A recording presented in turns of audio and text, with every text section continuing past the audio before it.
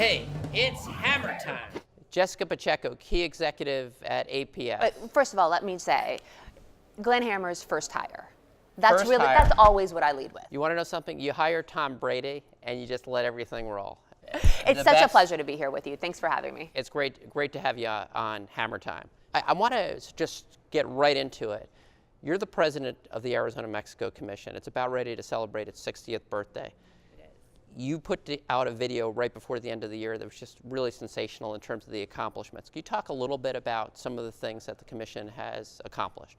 Absolutely, and we are celebrating our 60th anniversary this year, and so I invite the entire audience to join us this summer. Glenn will be moderating several panels at the summit here in the metro area.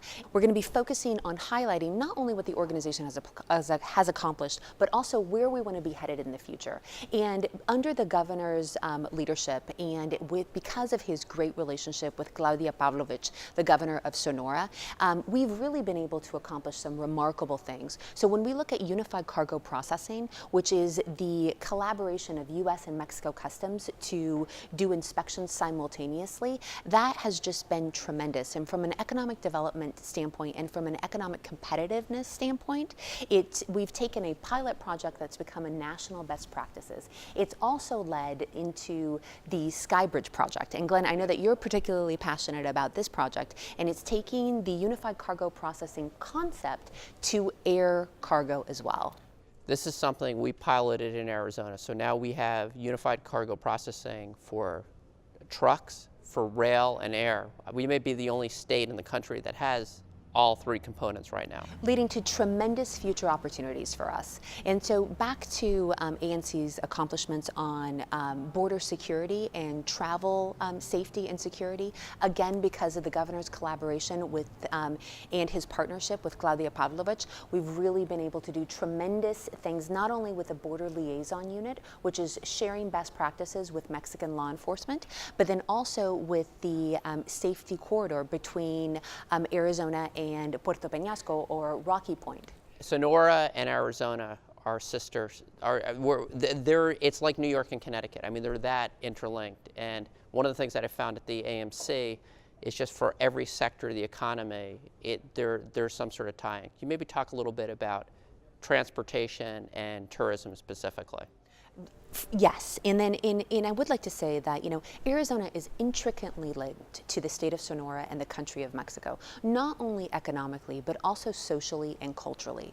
And so when we look at who comes and visits our state, we have more Mexican visitors than visitors from any other country. And we want to be open for business. So we want our Mexican friends to be able to take advantage of the great retail here, the amazing hotels and spas, our beautiful national parks. We want that traffic and engagement with our neighbors to the south. I know for border communities, the sales tax revenue for many, I mean, they would be in deep trouble without it. 60 to 70% come from the country of Mexico. And so absolutely back to that unification that we have between Arizona and Sonora. And it's at every level, like you said, not only economically, but also socially and culturally. But, you know, going back to the economics for a second, when we look at making Arizona competitive from an economic standpoint, you know, we have some huge wins like Lucid Motor, and the only reason they're here, Glenn, and I know that you know this, is because of Arizona's relationship with Sonora.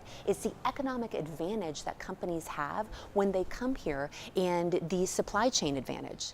We have the workforce to put together a modern manufacturing facility, and because Sonora, Mexico has the auto supply chain, it was the perfect location.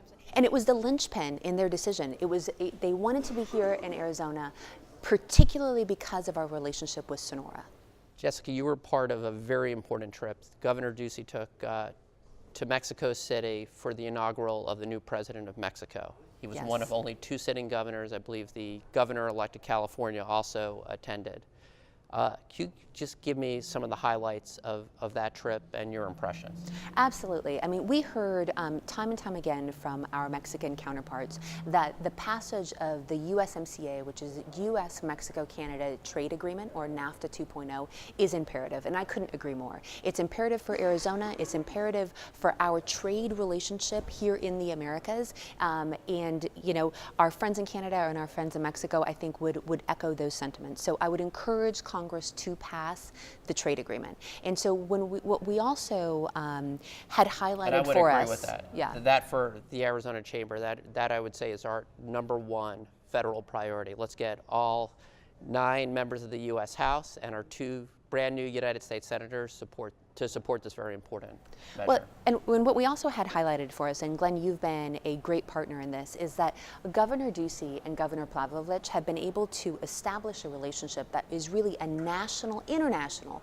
best practices in how to work collaboratively. That doesn't mean that we don't have differences, but what they've been able to do is focus on our areas of commonality under the theme of growing economic prosperity, both here in Arizona and in the state of Sonora. And we have multiple examples on how it's benefited Arizonans for the governor to have such a strong relationship with Claudia Pavlovich, and hopefully that relationship will also transcend to the new administration. But the entire reason that the governor is focused here is for the prosperity of Arizona. Your day job is in the energy side. My day job, I used to do a little bit of that on the solar side. Talk a little bit about the future and the need for clean energy. And the reason why I say clean energy is one of the things, I love solar, I love it all.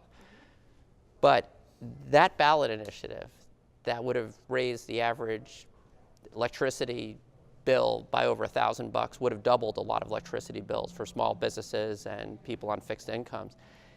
It would have most likely, or certainly, led to the closure of the largest source of clean energy, not just in the United States, but since I'm in a trade agreement, North America type of mood, in North America, in the Palo Verde generating station. Talk a little bit about the need for us to really think about this the right way. Thanks, Glenn, for that question, because I think it's really important. One, I'd like to remind your audience that today, APS's energy mix is 50% clean. Quite frankly, we don't say that enough, nor do we fully understand what that means. And that's in large part because of Palo Verde. Palo Verde, quite frankly, is the jewel of the desert, and it is literally North America's largest source of clean air energy. We need to make sure that we are embracing all potential options. And so when I think about a future that must embrace clean energy, and it also needs to embrace affordability.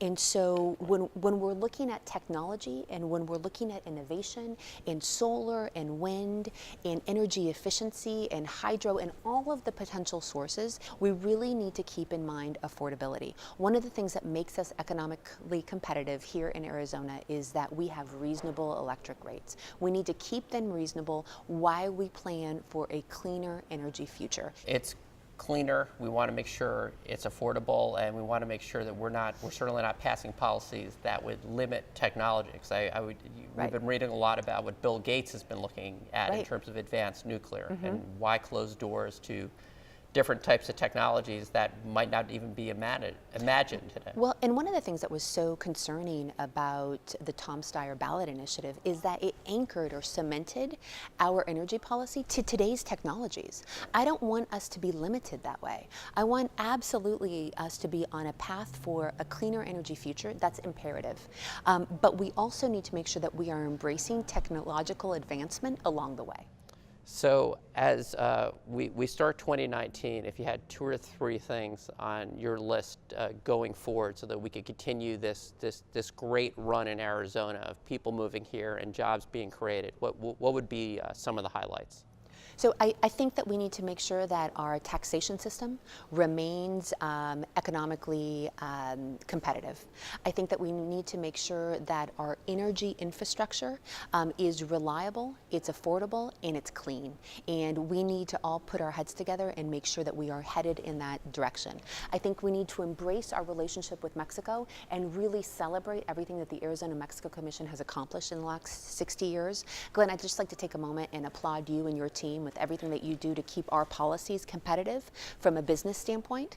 And I really think that we need to embrace, technology disruption and what it means in the economic development space. We are really becoming a tech center that is wonderful for us. And so when we're looking at workforce development and education and pipelines, these are big, heady issues. They're not solved in a soundbite, but I know that if Arizonans come together with a common goal of making Arizona the best state in the union, we're going to be able to resolve them.